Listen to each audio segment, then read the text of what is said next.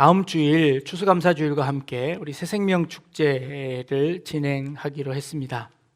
새생명 축제에 저희가 또 다른 제목을 하나 붙였습니다. 여러분 보시는 것처럼 행복한 동행이라고 붙였습니다. 우리의 신앙생활하는 이 길이 너무나 행복하고 즐거운 일이라 우리 주변에 있는 이웃들, 친척들, 가족들을 초청해서 이 행복한 길을 함께 갑시다 하고 초청하는 그런 행사입니다. 그런데 그러려면 우리가 신앙생활하는 이 신앙생활이 행복해야 합니다. 그래야 이 행복한 동행에 함께 해주십시오라고 초청을 하는 것이지요. 여러분들에게 한번 물어보고 싶습니다. 여러분들 신앙생활 하시는 거 정말 행복하십니까? 네, 별로 대답이 크지 않습니다. 네, 행복해야 이 동행에 초대하는 겁니다. 우리 성가대에서 행복 대답이 좀 크게 나오셨는데요. 혹시 오늘 성가대 나오시기 전에 1시간 일찍 나오시는 것이 의무적으로 내가 안 나가면 또 누가 전화해서 잔소리 하겠지라는 생각에 혹시 의무적으로 나오시지는 않으셨나요? 정말 기쁜 마음으로 나오셨나요? 네, 감사합니다. 그렇습니다. 우리 신앙생활이 이렇게 기쁘고 즐거움 가운데 있으면 좋겠습니다. 때로는 힘들고 고된 때도 있음을 솔직하게 고백합니다. 우리의 삶이 늘 행복할 수는 없을까요? 우리의 신앙생활이 늘 기쁨 가운데 있을 수는 없을까요? 혹시 하나님께서 내 꿈에 나타나셔서 얘야, 내가 너를 참 사랑하고 있단다, 내가 너를 늘 지키고 있단다, 내가 너를 늘 붙잡고 있단다 라고 꿈에서 하나님께서 나타나셔서 말씀해 주시면 어떨까요? 그러면 우리의 신앙생활이 정말 기쁠 것 같습니다. 아니면 내가 기도하는 것마다 하나님께서 다 응답해 주셔서 내가 기도하는 것마다 다 이루어지면 우리의 신앙생활은 어떨까요? 너무너무 기쁘고 즐거울 것 같습니다.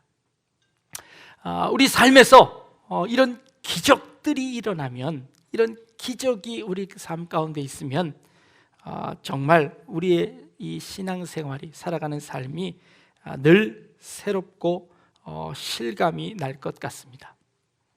전도를 해보면요, 사람들이 이렇게 이야기합니다. 야, 예수가 어디 있어? 하나님이 어디 있어? 나한테 한번 보여줘봐. 예수님이 살아있다는 증거를 한번 대봐. 내 삶에 기적이 일어나면 내가 예수를 믿을 수 있어 라고 이야기하는 사람들이 많이 있습니다.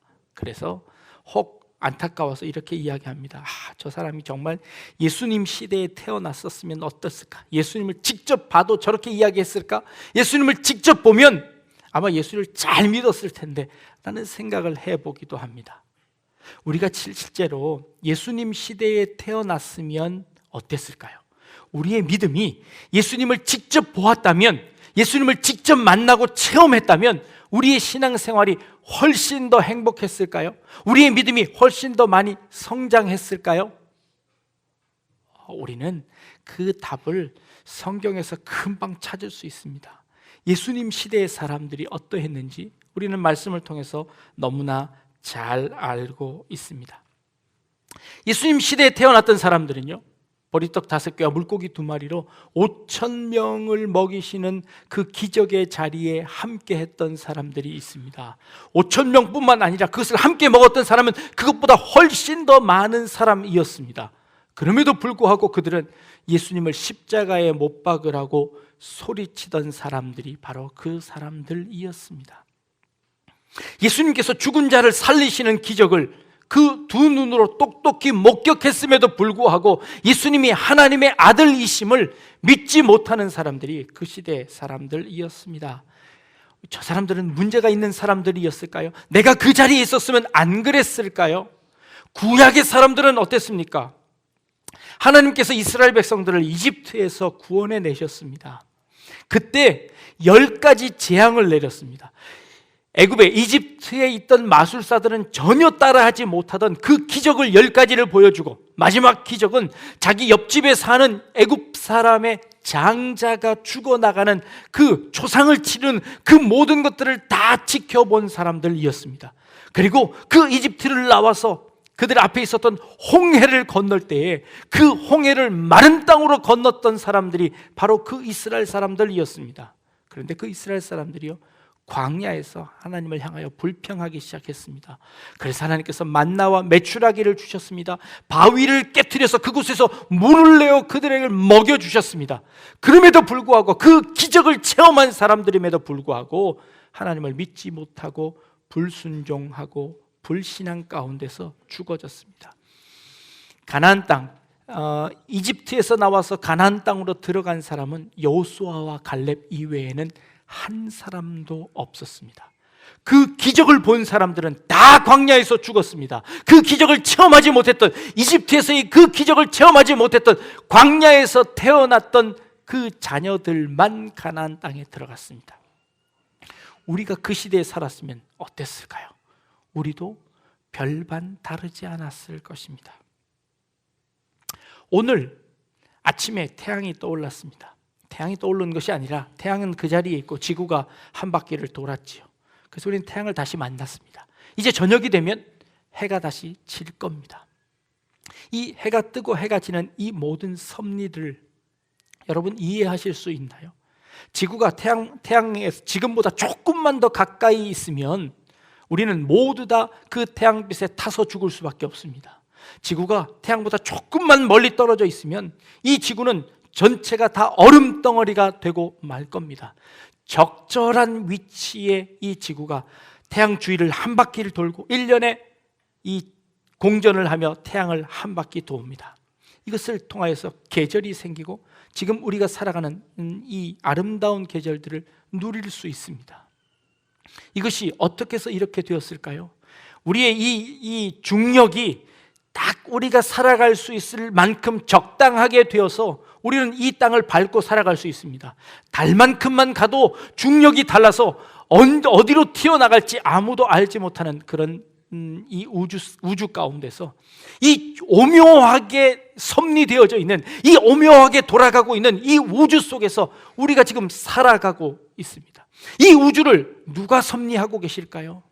하나님이 하시는 것입니다. 사실 이것보다 더 큰 기적은 없습니다. 이 우주가 이렇게 질서정연하게 돌아갈 수 있는 이 기적을 누가 설명할 수 있겠습니까? 우리의 신체들을 한번 돌아보십시오. 우리의 심장은 태어나면서부터 죽을 때까지 피를 온 몸으로 공급해 줍니다. 한 번도 심장더러 명령을 내리지 않았습니다. 그렇게 뛰라고 말하지 않았습니다. 우리 폐더러 숨을 쉬라고 명령하지 않았지만 우리의 신체는 저절로 그렇게 되도록 만들었습니다. 이것이 저절로 된 것일까요? 아니면 조물주가 그렇게 되도록 설계하고 그렇게 만들어낸 것일까요? 이 모든 섭리가 하나님의 것입니다. 우리가 지금 이렇게 숨 쉬고 있는 것도, 이 지구가 이렇게 돌아가고 있는 것도 사실 더할 수 없는 기적 가운데 있는 것이지요. 그런데 우리는 이 기적을 인정하지 않으려고 합니다. 세상 사람들이 그것을 우연이라고 합니다. 우연은 무엇인가요? 우연이라는 것은 인과관계를 거부하는 것입니다. 이 일이 일어나게 된 것은 어떠한 원인도 없이 저절로 일어난 것이다, 우연히 일어난 것이다 라고 이야기합니다. 그러나 솔직해야지요. 우리가 그 원인을 모를 뿐이지 원인 없이 일어나는 결과는 이 땅에 아무것도 없습니다. 어떤 원인인지 우리가 그 원인을 알 수 없을 뿐이지 그 원인이 있었기에 우리가 이 땅에 있는 것 아니겠습니까? 이 인과관계를 부정하고는 어떠한 과학도 성립할 수 없게 되어지지요. 그러면서도 우리는 우리가 이 땅 가운데 이 지구가 이렇게 돌아가는 것은 전부 다 우연이라고 이야기합니다. 우연이 아니라 이 모든 것들을 섭리하고 계시고 이 모든 것을 관장하고 계신 하나님께서 기적적으로 우리를 인도하고 계시다는 것이지요. 이게 바로 기적입니다. 이 기적을 날마다 누리고 살아가면서도 우리는 그 기적을 체험하지 못한다고 합니다. 기적이 없다고 이야기합니다. 기적이 없어서 우리가 행복하지 않다고 이야기하는 것이지요. 오늘 우리가 읽은 본문에 고라신, 벳세다, 가버나움 향하여서 예수님께서 책망하고 계십니다. 내가 너희 새 고을에는 하나님의 기적을 너희에게 많이 보여주었음에도 불구하고 너희는 어찌하여 회개치 아니하고 너희는 어찌하여 돌이키지 아니하고 너희는 어찌하여 나를 믿지 않느냐라고 말씀하고 계십니다. 고라신이라는 곳은 정확하게 성경에서 어디를 이야기하는지 잘 알 수 없습니다. 그러나 벳세다와 가버나움은 성경에 아주 많이 등장합니다. 벳세다는 마태복음 8장에 예수님께서 소경을 고치신 곳입니다. 무엇보다도 오병이어의 기적을 베푸신 것이 이 벳세다의 빈들이었습니다. 그리고 가버나움에서는 백부장의 병을 고쳐주셨고 왕의 신하의 아들의 병을 고쳐주셨고 베드로의 장모의 열병을 고쳐주셨고 귀신 들린 자, 중풍병자, 각색 병자들을 고쳐주신 곳이 바로 가버나움이었습니다. 그런데 그렇게 많은 은혜를 받은 사람들이 예수님을 믿지 않는 것입니다.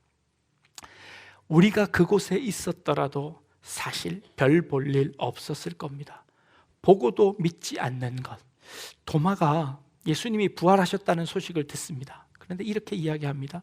내가 예수님의 손에 내 손가락을 넣어보고 예수님의 그 허리에 내 주먹을 넣어보지 않고는 나는 예수님을 믿지 않을 거야. 예수님께서 다시 살아나셨다는 것을 믿지 않을 거야 라고 이야기합니다. 그런데 며칠 후에 예수님께서 정말 그 도마의 앞에 나타나셨습니다. 도마야, 내 손을 내 손바닥에 한번 넣어보렴. 네 손을 내 옆구리에 한번 넣어보렴 말씀하십니다. 도마가 과연 그 손을 넣어보았을까요? 아니요. 그 자리에 엎드리며 예수님 앞에 무릎 꿇었습니다. 주님께서 이렇게 말씀하십니다. 보지 않고 믿는 자가 더 복되도다 라고 말씀하십니다. 이것이 신앙입니다. 보고 믿는 것이 신앙일까요? 아니면 보지 않고 믿는 것이 신앙일까요? 내가 알아서 믿는 것이 옳을까요? 믿게 되어서 아는 것이 옳은 것일까요? 사실 이것은 중세 1000년 동안 그리고 그 고대의 많은 철학자들, 신학자들이 싸워왔던 그 싸움의 주제였습니다. 그런데 사실 이것은 동전의 양면과도 같습니다. 기적을 보고 믿어지는 걸까요? 아니면 믿으면 기적이 일어나는 걸까요? 믿어서 알게 되는 걸까요? 알아서 믿게 되는 걸까요? 터툴리안이라는 사람이 이렇게 고백합니다. 나는 불합리하기 때문에 믿는다라고 고백했습니다. 내 이성으로 도저히 이해되지 않기 때문에, 아니 이해되지 않아서 나는 더 믿어진다라고 이야기하는 것이지요. 우리 기독교가 비이성적인 기독교일까요? 덮어놓고 믿는 것이 기독교일까요? 우리는 그런 신비주의를 이야기하지 않습니다. 이 기독교의 이성은 초이성입니다. 우리의 믿음은 그 믿음을 뛰어넘는 것이죠. 그 이성을 포함하기도 하고 그 이성을 뛰어넘기도 합니다. 신비이지요. 종교개혁자들이 이 논쟁들을 한마디로 해결했습니다. 그것이 무엇이냐 하면 이렇게 이야기합니다. 우리가 믿게 된 것은 다 하나님의 은혜였습니다 라고 고백하는 것입니다. 이게 그 두 가지의 문제를 다 해결하는 겁니다. 내가 주님을 알게 된 것은 내가 주님을 알아서 믿게 된 것, 아니면 내가 주님을 믿어서 알게 된 것, 이 모든 것이 하나님의 은혜였습니다 라고 고백하는 것이지요. 때로는 내가 전혀 알지 못했는데 하나님의 은혜로 깨닫게 되었습니다. 나는 전혀 깨닫지 못했는데 하나님의 은혜로 믿게 되었습니다. 하나님이 내 앞에 나타나셨으니 그 은혜로 말미암아 내가 그 하나님을 고백하지 않을 수 없게 되었습니다. 사도 바울의 고백입니다. 나의 나된 것은 다 주님의 은혜라고 합니다. 그 예수님을 애써 외면하던 그 사도 바울 앞에 예수님께서 나타나시는 겁니다. 나는 내가 핍박하는 예수니라. 이 사도 바울의 모든 이성을 뒤엎고 나타나신 그 예수님을 바라보며 그의 모든 이성을 내려놓고 나의 나된 것은 하나님의 은혜입니다 라고 고백하는 것이죠. 그랬더니 그 하나님에 대해서, 그 예수님에 대해서 이성적으로 설명할 수 있게 되고 이성적으로 그것을 밝혀낼 수 있고 증명해내는 사람이 바로 사도 바울이었습니다. 이 모든 것들이 다 하나님의 은혜였습니다 라고 고백하는 것이죠. 내게 은혜를 주셔서 내가 믿게 되었습니다. 내게 은혜를 주셔서 내가 알게 되었습니다. 이 은혜가 바로 기적이라는 것이지요. 이 은혜를 깨달은 사람은 기적을 체험한 사람입니다. 추수감사절을 지냅니다. 다른 사람들도 다 똑같이 한 해를 지냈습니다. 그런데 이 예수를 믿는 사람들은 이것이 하나님의 은혜였다고 고백하는 것입니다. 그 무슨 차이인가요? 그 하나님의 은혜를 깨달은 사람만이 고백할 수 있는 것입니다. 똑같이 한 해를 살아왔지만, 그러나 이 살아온 것이 나의 힘, 내 능력, 내 노력, 내 힘으로 살아왔습니다 라고 고백하는 사람은 기적을 인정하지 않는 사람이고 은혜를 인정하지 않는 사람이지요. 그러나 나의 나된 것이 다 하나님의 은혜입니다 라고 고백할 수 있는 사람은 그 기적을 체험한 사람이지요. 그 은혜를 깨달은 사람이지요. 그래서 그 은혜를 깨달은 사람은 다 하나님의 은혜라고 이야기하는 것이죠. 그 은혜를 깨달은 사람은요, 교통사고가 나서 병원에 누워있는데도 다 하나님의 은혜입니다 라고 고백합니다. 도저히 이해할 수 없는 일입니다. 도저히 용납할 수 없는 그 일입니다. 그럼에도 불구하고 은혜를 체험한 사람들은 알 수 있습니다. 이것이 하나님의 은혜입니다 라는 것을 고백하는 것이지요. 이 자리에 참석하신 우리 모든 성도님들, 하나님께서 이 온 우주 만물을 섭리하시고 지금도 주장하고 계시고 지금도 인도하시며 이 온 우주 만물뿐만 아니라 여러분들의 개인 한 사람 한 사람도 관심 가지고 지켜보고 계시다는 이 기적을 깨달을 수 있기를 바랍니다. 이 은혜를 고백할 수 있는 우리 성도님들 될 수 있기를 주님의 이름으로 축복합니다. 가버나움이 그 은혜를 받았습니다. 벳세다와 고라신이 그 은혜를 받았습니다. 그런데 그 은혜를 깨닫지 못합니다. 그 은혜를 고백하지 못합니다. 그들이 돌이키지 못합니다. 그들의 지은 죄가 무엇일까요? 성경에는 자세히 나타나 있지 않습니다. 회개하지 않았답니다. 그가 돌이켜서 삶을 바꾸어내지 않았답니다. 그 예수님의 기적을 늘 체험하면서 야, 참 대단하구나, 야, 참 좋구나, 내가 배불러서 좋구나 라고 그 예수님을 쫓아다닐 줄은 알았지만, 그러나 그 예수님이 그 기적을 베풀어 주신 이유와 그 기적을 통해서 내 삶이 변화되어야 되는 것을 전혀 인식하지 아니하고 그 기적을 누리기만 했습니다. 그 기적이 자신의 삶으로 내려오지 않았습니다. 그래서 그들은 화 있을진저 저주를 받았습니다. 이 화 있을진저라는 말은 예수님께서 그들을 저주하는 것이 아니라 너무너무 안타까워서 애타하시는 말씀입니다. 내가 그렇게 은혜를 베풀었거든 것만 너희는 왜 이해하지 못하느냐, 너희는 왜 깨닫지 못하느냐, 너희는 왜 회개하지 않느냐 라고 애타하시는 주님의 그 상한 심령, 탄식하는 마음이 화 있을진저, 화 있을진저 두 번 거듭 말씀하시며 그들을 향하는 겁니다. 현대교회 성도들에게도 주님께서 어쩌면 화 있을진저 현대에 살아가는 성도들이요 라고 이야기하실지도 모르겠습니다.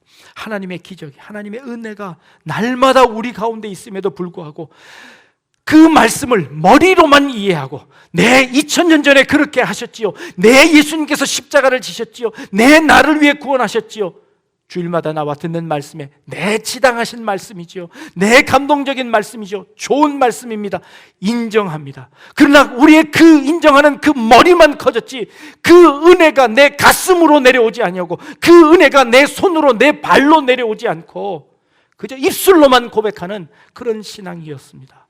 화 있을진저. 하나님의 그 기적을 체험하고 그 은혜를 체험하는 사람이라면 그 은혜가 우리의 가슴으로 내려와야 합니다. 그리고 우리 가슴에, 그 뜨거운 가슴에서 그 은혜를 감사로 고백해야 합니다. 그리고 그 가슴에 내려오는 그 은혜가 이제 우리의 손으로 내려와야 합니다. 우리의 발로 내려와야 합니다. 그래서 우리의 신앙으로, 우리의 삶으로 그 믿음을 보여주는 것이지요. 그 행복한 동행을 하는 것이지요. 날마다의 우리의 삶이 그 은혜를 깨달은 사람이라면 행복한 삶이어야 하고 행복한 걸음이어야 합니다. 그리고 그 걸음들을 보며 주변에 있는 사람들이 저 사람은 어떻게 저렇게 행복할 수 있지? 저 사람은 어떻게 저렇게 어려움 데서도 감사할 수 있지? 어떻게 저렇게 감격해서 살아갈 수 있지? 라고 고백하며 우리와 함께 그 동행을 함께 하자고 찾아오는 것이지요. 당신은 도대체 무엇 때문에, 당신의 삶의 동력이 도대체 무엇입니까? 어째서 그렇게 행복하게 살아갈 수 있습니까? 하나님의 주시는 은혜 때문입니다. 하나님께서 내게 나의 나된 것은 다 하나님의 은혜입니다 라고 고백하게 되는 것, 이것이 참된 신앙인 줄로 믿습니다. 그리고 이 행복한 동행을 여러분들이 옆에 있는 성도님들과 함께 해 나가고 그리고 주변 사람들에게 이 행복한 동행을 자랑하는 것, 이것이 다음 주에 있을 우리 추수감사절 그리고 행복한 동행이 되어지는 줄 믿습니다. 주님 안에서 주님이 베푸시는 날마다의 기적, 순간순간의 그 기적들을 깨닫고 감사하고 누리는 그런 우리 성도님들 다 되실 수 있기를 주님의 이름으로 축복합니다. 기도하겠습니다. 하나님, 나의 나된 것은 하나님의 은혜임을 고백합니다. 지금 이 순간도 나를 놓지 아니하시고 섭리하시고 인도하시고 보호하시는 하나님의 놀라운 손길을 통하여 감사하고 찬양합니다. 주님의 그 은혜를 고백하는 우리의 삶이 되게 하시고 주님과 늘 함께하는 행복한 동행이 되게 하여 주옵소서. 감사드리며 예수님의 이름으로 기도드립니다. 아멘.